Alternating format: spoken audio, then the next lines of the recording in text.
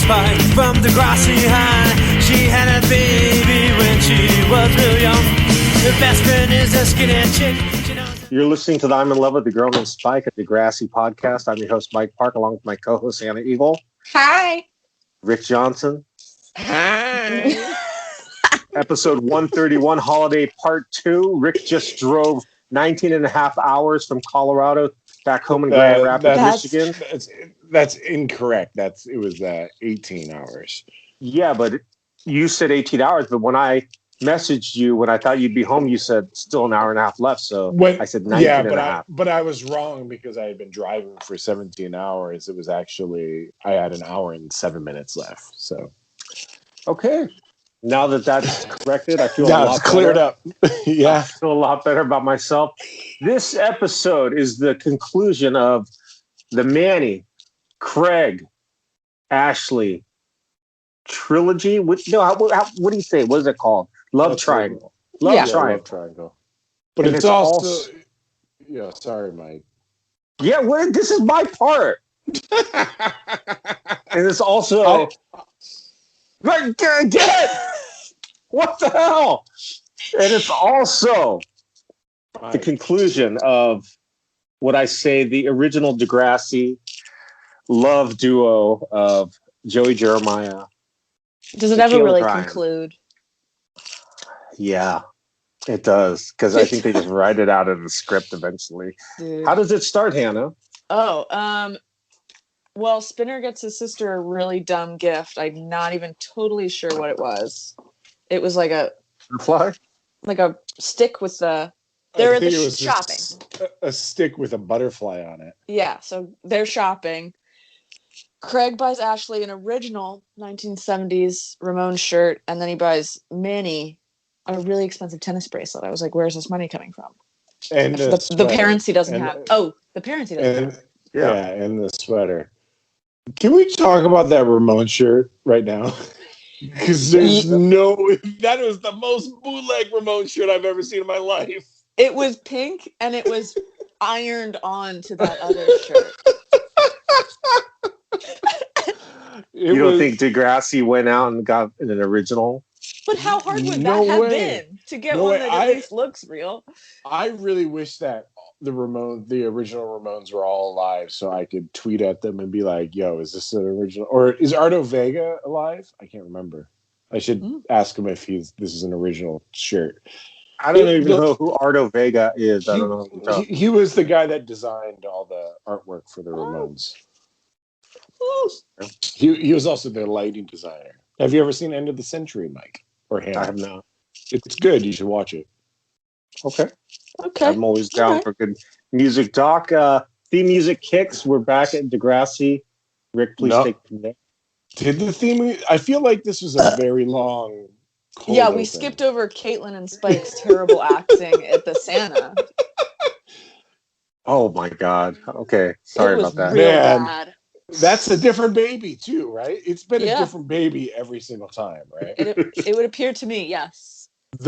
My favorite thing in this entire episode happens when Caitlin pushes past that kid, and the look on that kid's face is just like, "Yo, fuck you, Caitlin."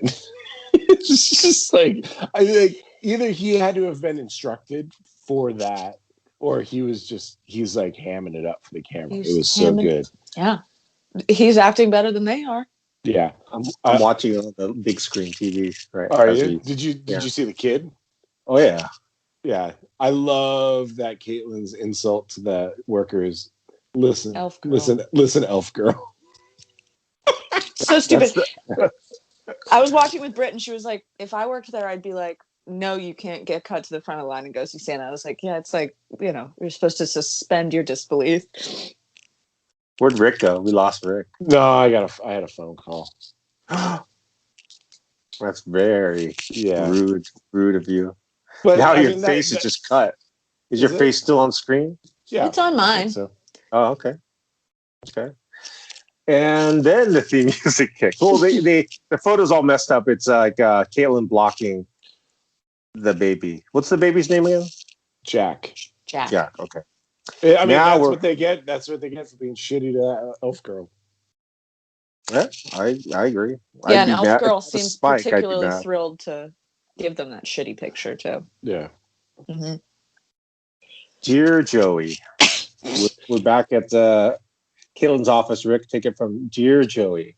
Close up of Caitlin's eyeballs and Mhm. instant regret after she slides that note in the. Basically, Spike is like, you should write a note to Joey, give it to him with all your feelings in it, which I feel like is terrible advice for an adult. Well, her advice was write a letter, and then later, when you feel a little bit better, read it again, and then send it. Okay. But then she, I don't know, she's in like a trance. She just immediately walks over there. Well, She's yeah, in your love. first love. I guess Joey's cool. I He feel seems like I he feel like sucks.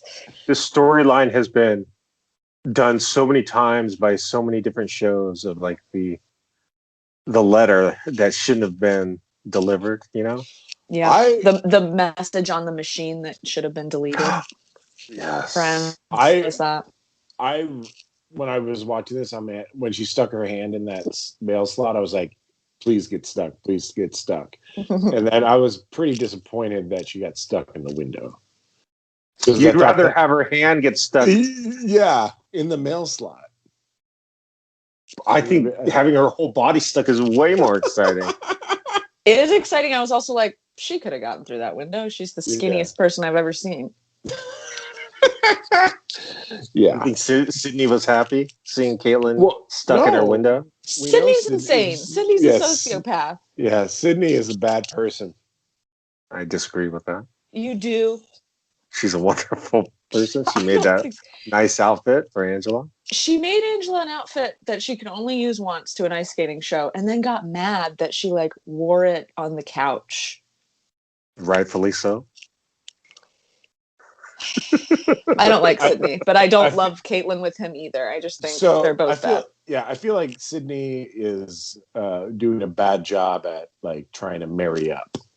You know what I mean? Like prior to this, she was dating maybe a bus driver or something, and then she found Joey. And she moved up one rung, and she's holding on to it. I think if they had gotten married, she would have killed him, and she would have tried to take his money. That's funny. That's why I feel. That's how I feel. That's how she's acting. Maybe she's like the mom in Bill and Ted's Excellent Adventure. She would have dumped Joey and then went for Craig. Yeah. Did you see the new Bill and Ted movie? It was all right. That mom's married to Bill and Ted's little brother. Yeah. The third one. Oh, that was so funny. Spoiler alert. Yeah. Spoiler alert. Ashley and Craig in the freezing Toronto winter garage. Yeah, Craig he goes sucks. to get hot chocolate, and she snoops around. No, she's not even snooping around. She grabs the blanket to warm up, and then she sees the presents, including the skating bracelet. Yeah, which I'm sure she was like, it's weird. But she didn't, because she's kind of dumb. But I also what an asshole. She was probably thought it was for Angela, but that's a pretty baller gift. I thought that too, but then I was like, would he get his little sister a tennis bracelet, a gold? Maybe he would. Yeah. Wait, do you think that's real gold? There's no way that's real gold. No, probably not. That's a lot of gold. I also just think it's so rude that he makes her hang out with him in the garage. With privacy, he's hoping little makeout sesh. No, I think he's hoping they go to Pound Town, but it's too cold in there. Yeah. Oh, that's disgusting. Why would you ever say Pound Town? You would say Pound Town. Oh, wait. Drillage is appropriate. Pound Town sounds gross. Okay, so what's Caitlin's excuse for being in there, Hannah? She says she lost her Palm Pilot. That's right. It's a good excuse. It's good. It doesn't get past psychotic Sydney, though. She's like, you know what? Everybody leave the room. It's almost like a Lifetime movie. I feel like. I like that when Craig walks in on the bad conversation and just doesn't move. It's just he's like, whoa. What's going on? She's like, give me that letter. He's like, this letter said Joey on it. So stupid. Do you like the Christmas present that they got Mr. Simpson, Rick? No. I feel like it's kind of mean. I thought it was very mean. And also, they all pulled in to get one shitty wig. Wigs can't be. They're pretty expensive, aren't they? Yeah, but that's like a Halloween costume wig, which probably costs $10. Oh, the wig I took to fucking Degrassi Palooza. How much did that one cost you? Do you remember? $10. Yeah, $10. exactly. Yeah, wigs aren't that much. If that was really made out of Elvis's hair, I can see that being. Or even just a real person's hair. You know, I really when they were like, we all pulled in, we couldn't get a real one, and then gave them that shitty wig. I really thought it was going to be another computer. I was like, this is how they have to be replacing the computer.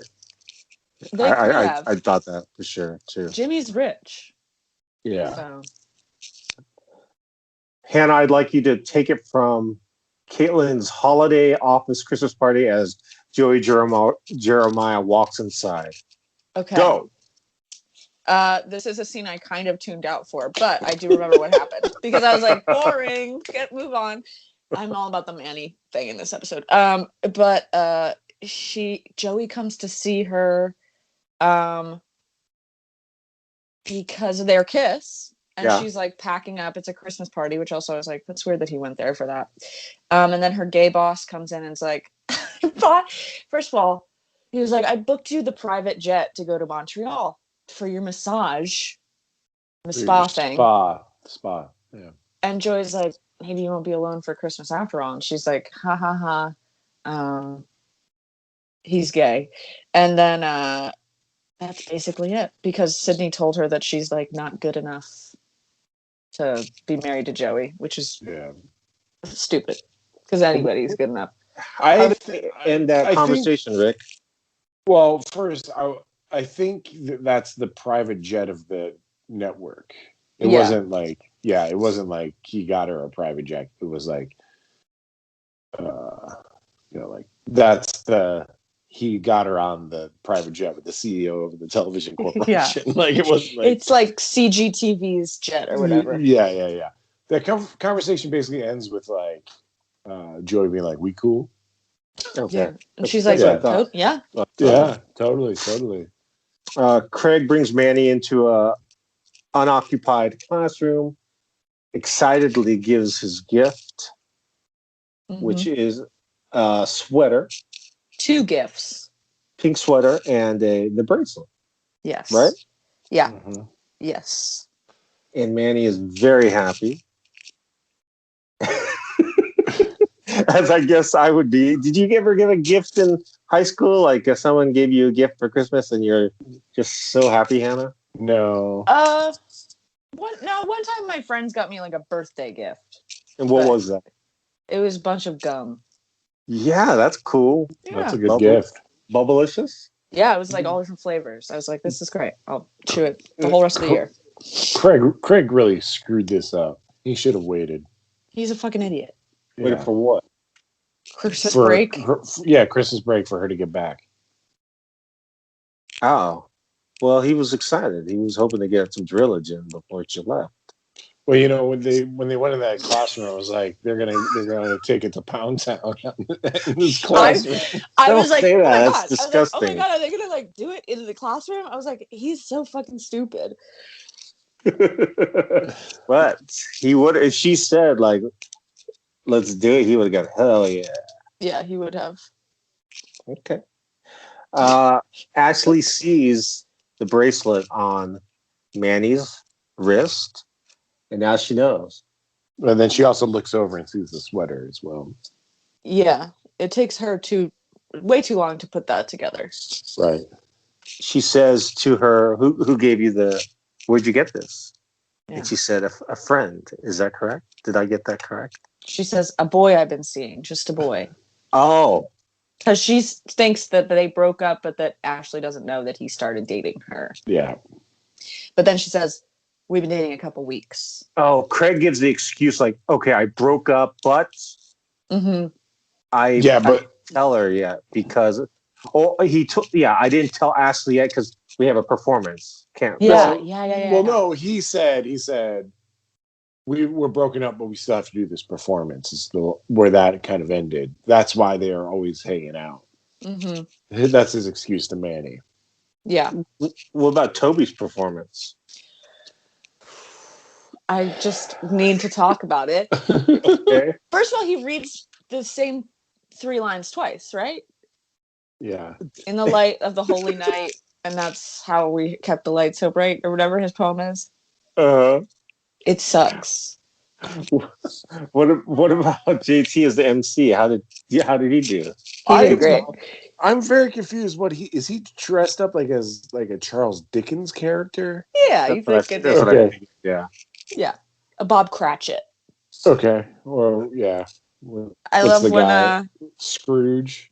Yeah, I love after. I mean, I'm jumping ahead because we really do need to talk about the slap. But right afterwards, when JT's like, "Nah, I guess they won't be spending Christmas together." Nah. Oh, so good. I really wish they had like the Motown hook so they could have hooked it around Craig. Oh, you talking about at the Apollo? Showtime at the Apollo? Yeah. What's the guy with the hook? What's his name? I can't remember. Well, like the clown? The clown guy? I like that. But man, how was Kendra so fast for the Chinese dragon dance? It was like boom, they were just ready. She's the best performance in that show for sure. Sandman. That's right. Yeah. Did you ever? I don't know if Hannah ever saw Showtime at the Apollo. I did because it used to come on after SNL. Yeah, that's how I saw it too. Showtime at the Apollo, and we'd leave it on for a while, and then be like, "What is so this?" brutal. It was so brutal all the time. Yeah. Oh, I love the amateur hour. I love Sandman. It was so good. I like that. Like, it didn't matter if you were good or not, but if you went up there like, yeah, I'm doing this shit, I'm gonna own it. Like, they were like, yeah, and Sandman didn't get the hook. Well, like they'd almost get the hook, but then there would be like a handful of people that would start clapping really loud, like trying to break up the boos, and then be like, okay. I just like that lucky log, the stump. You gotta rub it when you come out. Do you know what he's talking about, Hannah? No, I don't remember. There's a log you rub before you go on stage. Like everyone that would go out would be like, ooh, let me rub this log, and then Sandman would just kill their dreams. It was so good.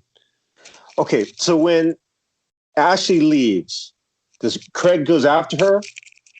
Yes. Well, first let's talk about they sit down to perform, and Ashley knows that Craig's been drilling Manny. Yeah. Yeah. Better than Pound Town. Yeah. Yeah. And sure, let's say that. Yeah, and then Craig starts playing the guitar, but he's not playing the guitar, and then starts singing, and then Ashley is over it. Yeah. Oh God, it's so good. So she's out. Craig goes after her, correct? Yeah, after he gets slapped. Does he catch up with her? He catches up with her, and she's like, she slaps him. She doesn't slap him again. She tries to hug her. She slapped him. Yeah, she slapped him on the stage mic. Yeah. Okay, that's why JT said. In front of everybody. Yeah. In front of his family. Oh, and then that's right. When they're also, they stop playing. It looks really scary, but it cuts to Joey in the audience, and he's just like smiling.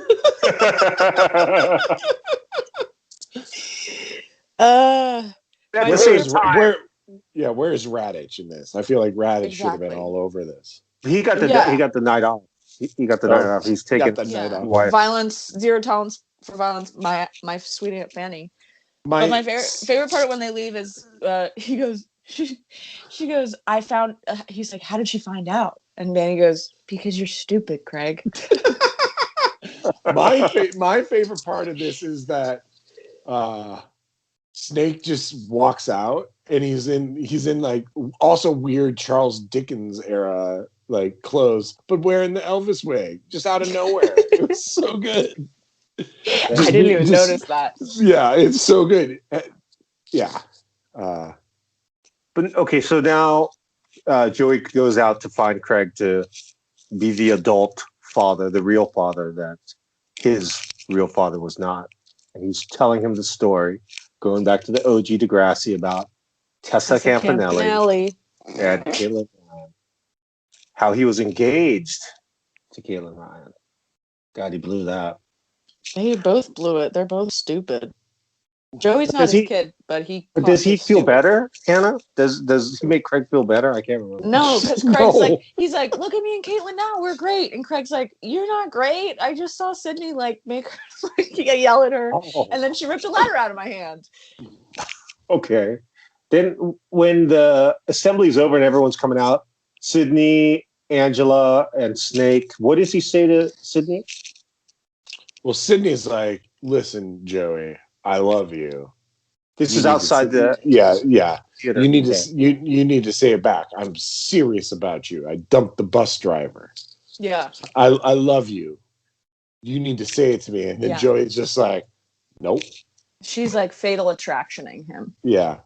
Don't ignore me, Dan. I don't like you saying that she was dating a bus driver. Nothing wrong with a bus driver, but well, yeah. I'm just saying. Yeah, but he's saying in the automotive world, Joey is the next step up from the bus driver. I didn't know. If you hadn't said that, I've never understood what was going on. Oh, maybe I also made that up. I don't know. No, I was implying that. That's good. And but why is Joey so against saying "I love you" back? Because he doesn't. Wrong, because he wants to get with Caitlin. Yeah.